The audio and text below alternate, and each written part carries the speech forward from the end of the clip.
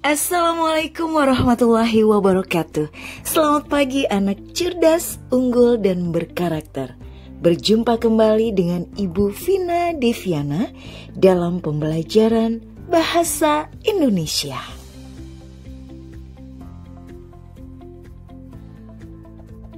Kali ini kita akan belajar materi Bahasa Indonesia kelas 11 semester 1, cerpen, wahana pengemas nilai-nilai sejarah.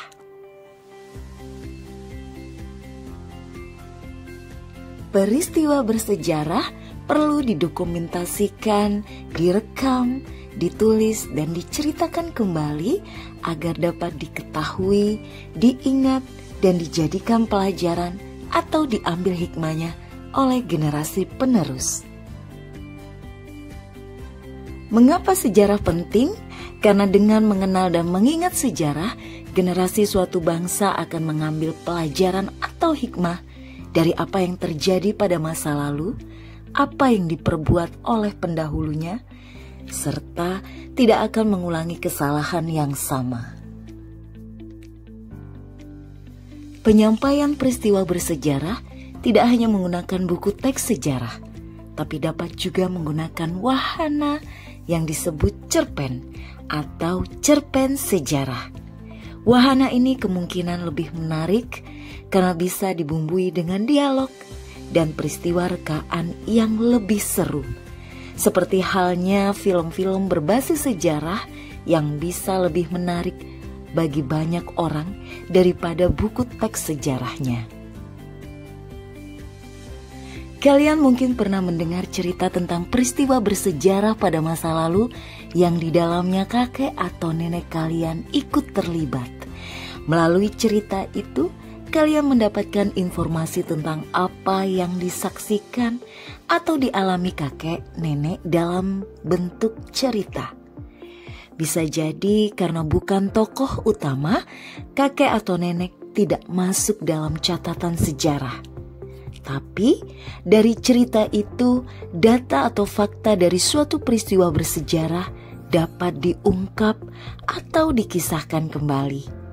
Salah satu wahana untuk menceritakan kembali peristiwa bersejarah dengan melibatkan pelaku sebagai tokoh cerita adalah dengan cerpen.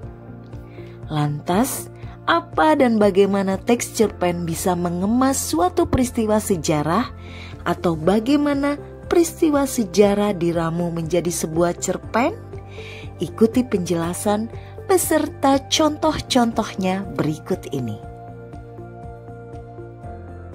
Cerpen atau short story, menurut Kamus Besar Bahasa Indonesia, cerita pendek atau cerpen adalah kisahan pendek, kurang dari 10.000 kata, yang memberikan kesan tunggal yang dominan dan memusatkan diri pada satu tokoh dalam satu situasi atau pada suatu ketika. Berdasarkan pengertian tersebut, cerpen akan selesai dibaca selama kurang dari 10 menit dan sering disebut cerita yang selesai dibaca dalam sekali duduk. Dari segi isi, cerpen berfokus hanya pada satu tokoh utama dengan menceritakan satu peristiwa penting yang dialami oleh tokoh tersebut. Cerpen dikembangkan dalam jalinan cerita atau alur yang nunggal padat. Aksi atau perbuatan tokoh menuju satu fokus, tidak bercabang-cabang, sehingga disebut tidak terdapat digresi atau alur bercabang. Berdasarkan jumlah katanya, cerpen dibedakan menjadi 3 tipe, yaitu yang pertama, cerpen mini atau flash. Cerpen dengan jumlah kata antara 750 sampai 1000 kata. 2. Cerpen ideal. Cerpen dengan jumlah kata antara 3000 sampai 4000 kata. 3. Cerpen panjang. Cerpen yang jumlah katanya mencapai angka 10.000 kata. Cerpen ini banyak ditulis oleh cerpenis Amerika Serikat, Amerika Latin dan Eropa pada kurun waktu 1940 hingga 1960 menurut Pranoto 2007. Cerpen memiliki banyak fungsi, antara lain yang pertama, fungsi rekreatif, yaitu memberikan rasa senang, gembira, serta menghibur para penikmat atau pembacanya. 2. Fungsi didaktif, yaitu mengarahkan atau mendidik para penikmat atau pembaca karena nilai-nilai kebenaran dan kebaikan yang terkandung di dalamnya. 3. Fungsi estetis, yaitu memberikan keindahan bagi para penikmat atau para pembacanya. 4. Fungsi moralitas, yaitu fungsi yang mengandung nilai moral sehingga para penikmat atau pembacanya dapat mengetahui moral yang baik dan yang tidak baik bagi dirinya. 5. Fungsi religiusitas, yaitu mengandung ajaran agama yang dapat dijadikan teladan bagi para penikmat atau pembacanya. Struktur cerpen atau alur atau plot atau dramatic conflict secara kronologis atau urutan waktu terdiri atas 6 bagian, yaitu abstrak, orientasi, komplikasi, resolusi, evaluasi, dan koda. Menurut silabus Bahasa Indonesia SMA wajib tahun 2013. Sedangkan menurut Tasrif, cerita dibagi menjadi 5 bagian, yaitu situation, pengarang mulai melukiskan keadaan, generating circumstance, peristiwa yang bersangkut paut mulai bergerak, rising action, keadaan mulai memuncak, klimaks, peristiwa-peristiwa mencapai puncaknya, dan denouement, pemecahan persoalan dari semua peristiwa, menurut Mokhtar Lubis 1951. Berdasarkan peristiwa tersebut, maka akan dijelaskan 7 bagian alur atau plot cerpen, yaitu abstrak, orientasi atau situasi, komplikasi, generating circumstance, dan rising action, klimaks, evaluasi, resolusi atau denouement, dan koda. Mari kita bahas satu persatu. Yang pertama, bagian abstrak atau garis besar cerita adalah bagian awal cerita yang berisi isyarat tentang apa yang akan diceritakan. Bagian ini bersifat opsional, boleh ada ataupun tidak ada. 2. Bagian orientasi atau pendahuluan atau pembuka, berisi pengenalan tokoh dan setting latarnya. Misalnya nama, pekerjaan, wajah, perawakan, pakaian, serta peristiwa awal mula antar pelaku berinteraksi. 3. Bagian komplikasi, berisi peristiwa atau kejadian yang bersangkut paut, mulai berbenturan dan muncul adanya konflik. Konflik atau insiden dapat terjadi antar pelaku, atau konflik fisik, atau konflik di dalam diri pelaku, atau konflik batin. Kemudian, konflik-konflik itu semakin memuncak sehingga muncul kerumitan atau keruwetan. 4. Bagian klimaks atau puncak konflik terjadi saat konflik mencapai intensitas tertinggi. Tokoh utama mengalami masalah yang paling berat. 5. Bagian evaluasi. Di sini mulai tampak kemungkinan-kemungkinan penyelesaian konflik. 6.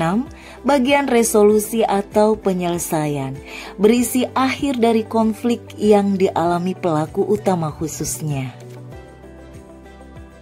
Sebuah cerita bisa diakhiri dengan keadaan pelaku sebagai berikut. 1. Mengambang dalam persoalannya. 2. Sedih atau sad ending, yakni pelaku utama meninggal atau mengalami nasib buruk yang lain. 3. Bahagia atau happy ending, yakni pelaku utama berbahagia, mendapatkan kemenangan atau bernasib yang baik. Penyelesaian yang baik ialah dengan peristiwa yang tidak terduga atau tidak mudah didapat, namun logis atau koheren dengan karakter sebelumnya. 7. Bagian koda, berisi penegasan tentang nilai atau hikmah yang dapat dipetik dari akhir cerita, di antaranya melalui perubahan perilaku atau sikap pelaku yang tidak terduga. Bagian ini bersifat opsional, boleh ada, boleh tidak. Koda sering disamakan dengan reorientasi, tetapi reorientasi bisa juga berdiri sendiri berupa epilog atau kata akhir untuk menutup cerita. Tidak semua unsur di atas ada di dalam sebuah cerpen. Unsur yang lazimnya selalu ada dalam sebuah cerpen yaitu orientasi, komplikasi atau konflik, klimaks, dan resolusi atau penyelesaian.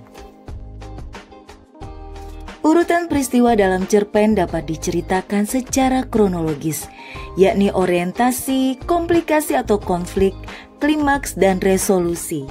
Alur cerpen demikian disebut alur alamiah atau alur maju atau plot maju. Sedangkan rangkaian peristiwa dalam cerpen dapat diceritakan menggunakan alur mundur atau regresif maupun campuran, yaitu maju dan mundur. Alur mundur atau regresif, bagian akhir atau penyelesaian, orientasi, konflik, dan klimaks. Berikut adalah beberapa contoh cerita dengan alur mundur, alur maju, dan alur campuran. Silakan disimak dengan seksama.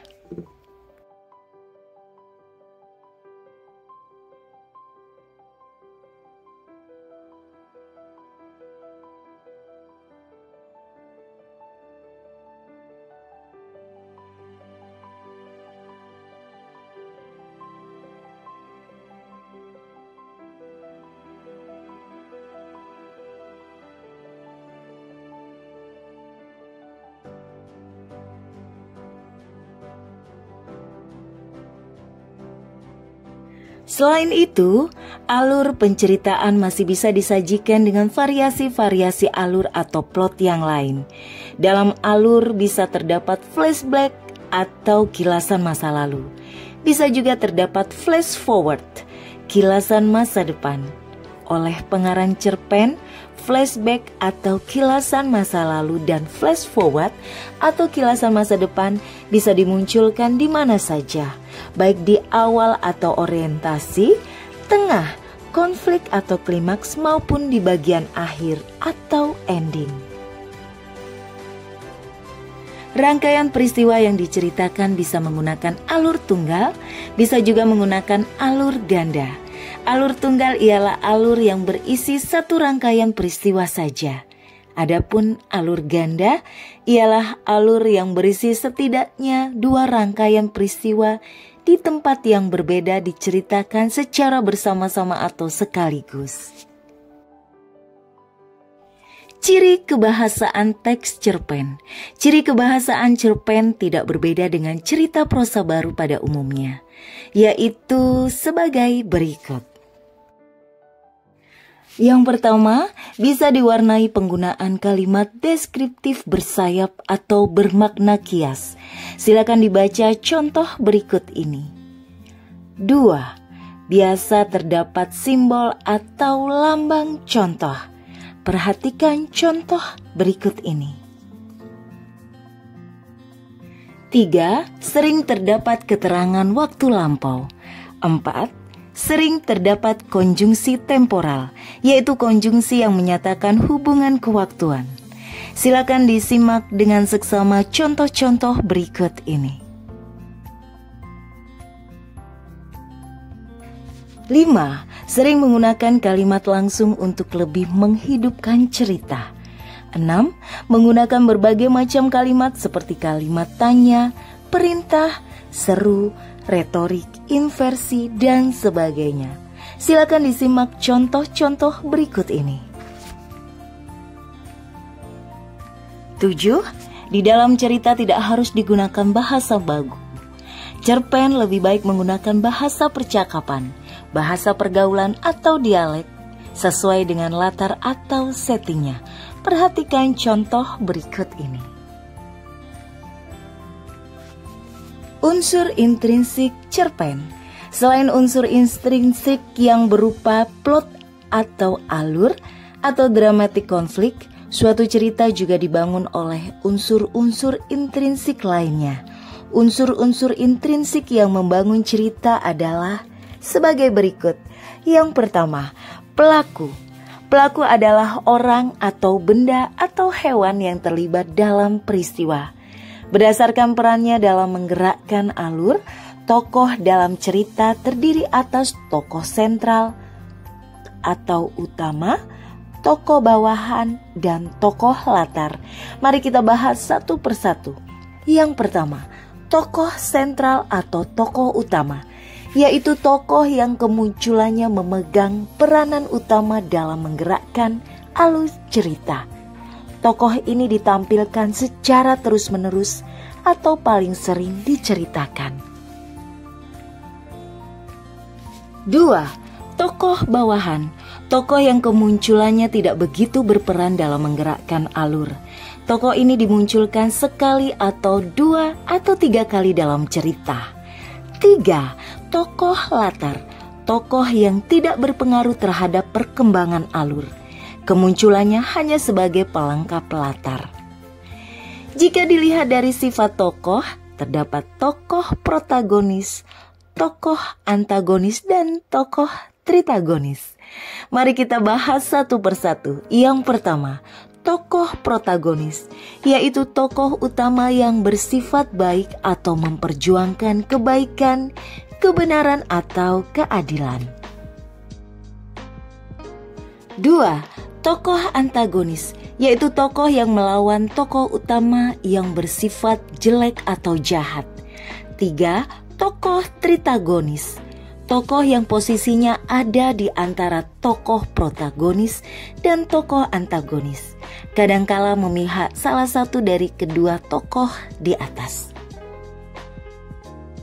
Unsur selanjutnya adalah penokohan. Penokohan adalah cara pengarang menggambarkan sifat dan wujud tokoh dalam cerita. Secara umum ada 2 macam penokohan, yaitu yang pertama, penokohan secara langsung melalui deskriptif atau analitik, yaitu pengarang secara langsung menggambarkan bagaimana fisiknya, sifat dan perangainya atau lingkungannya. Perhatikan contoh berikut ini. 2. Penokohan secara tidak langsung atau dramatik, yaitu pengarang secara tidak langsung menggambarkan sifat dan wujud fisik tokoh cerita. Ada beberapa cara penggambaran tokoh yang tidak langsung, yaitu pengarang menggambarkan tokoh melalui yang pertama, percakapan atau dialog antar tokoh. 2. Reaksi atau komentar dari tokoh lain. 3. Jalan pikiran tokoh. Perhatikan contoh berikut ini.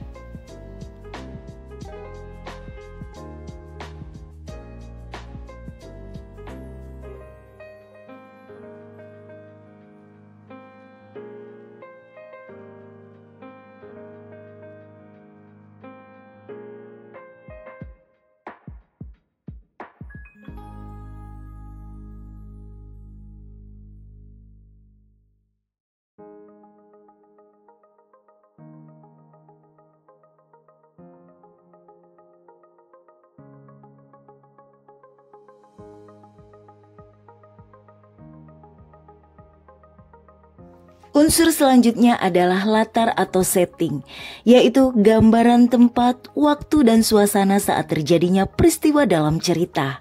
Latar tidak hanya digambarkan secara fisik, tetapi juga berwujud adat istiadat, kepercayaan, dan nilai-nilai yang berlaku di tempat peristiwa.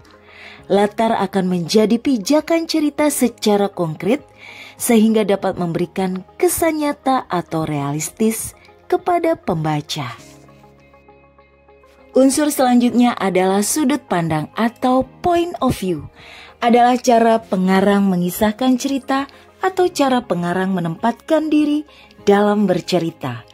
Alternatif yang dapat dipilih pengarang dalam mengisahkan ceritanya ada 4 macam, yaitu sebagai berikut. Yang pertama, orang ketiga, serba tahu atau author omniscient.